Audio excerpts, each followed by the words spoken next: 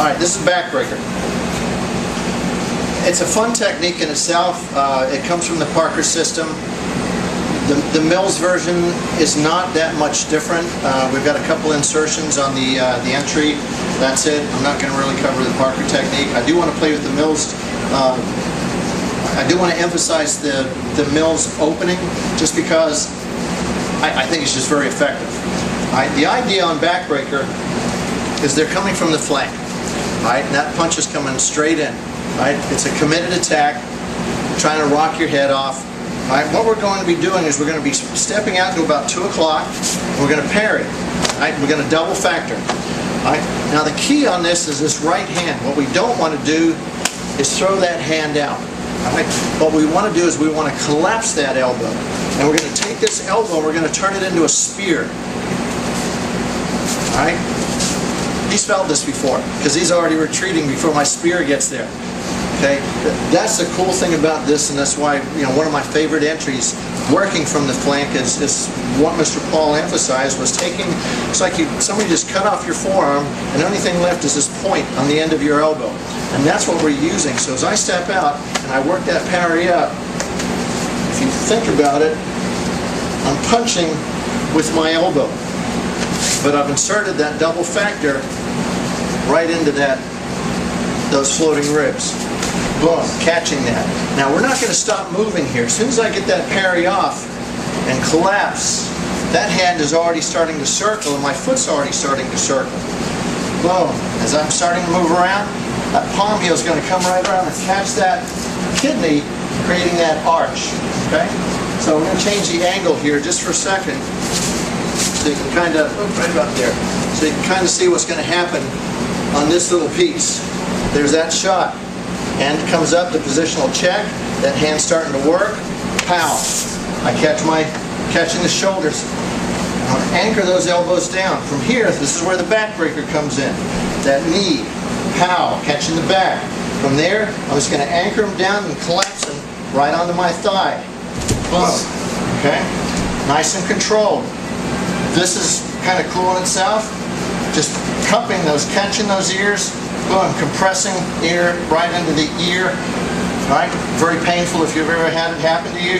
From here, there's the chiropractic adjustment, crank, sword hand, eye hooks, rolling back knuckles. Now these rolling back knuckles are going to happen as I do my step to reverse and allow them to drop. So as I do my eye hook, I'm going to come back, and as I go back, I'm going to hammer, and he's going to fall right on my knee and knock himself out as I start to roll over and catch those claws, and there's the book. Cover out, stomp, and then exit out of town. Hopefully you got all that on that little piece of video. Let's come back over here real quick. I'll move a little quicker so you don't get whacked in the back of the head this time. Alright, let's change the angle one more time, so we can kind of catch it from the front and you actually see what's happening. Punch comes in, parry him, out, hit, crank, boom, drop. Hit, twist, chop, eye hooks, and now the eye hooks, boom, kick, or step off, stomp, and then work your way around. That's the book. Now a little bit, let's see, try it at a couple of different angles here so you can kind of get an idea how we're going to do this at speed. Alright, let's do it from this angle. Alright, that punch is going to come in.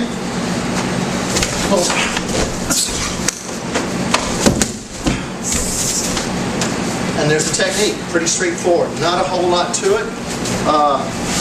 You don't see this one very often at testings, just for the fact that it's very violent. And it's really hard to control a couple of different aspects of it. The first aspect to control is catching that elbow as you come in. This kidney shot is a great way to get them straightened up again. This is the part that scares a lot of people. As I pull them down, you're looking at, from this angle, as I pull down, boom, that knee is going to drive up. That's where Backbreaker gets its name from. Think about it. You're catching the thoracic, lumbar area, and you're going to smash that spine right into that knee and then set them down. Boom, down. Okay. All right. And that's Backbreaker. That's the way we do it. It's pretty straightforward. Are you going to pull this off in the street? Who knows? There's a law enforcement technique that pretty much works the same way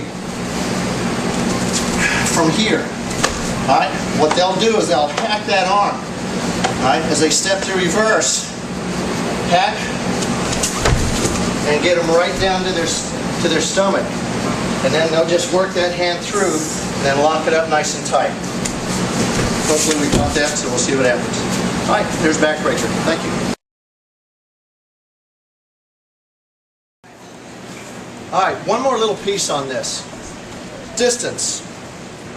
It's, when you're being flanked or attacked from the flank, your depth perception is definitely off. It's not as, in order to get full depth perception or full distance recognition, you pretty much got to turn your head to get both eyes on the target. One eye doesn't give you depth perception. Both eyes give you depth. Right? One of the ways I've taught this technique is straight out of slipping the mace, or a variation of slipping the mace. When he throws that punch, boom, I just step off and drop that in. There's my check, and get that thing loaded up, and then I can snake around and catch that kidney. So again, that's just another little option. If you see it coming in, he comes in, boom, just drop into position, get that thing loaded, and then take off and go around. So again, there's several ways to enter, but they all require a significant amount of depth perception to find out how far away he is and where you need to be to get your weapons on target. Long range, short range. If he's projecting in, he's short range. If you step back, you can adjust the depth accordingly. So there's a couple different ways to play with it. All right?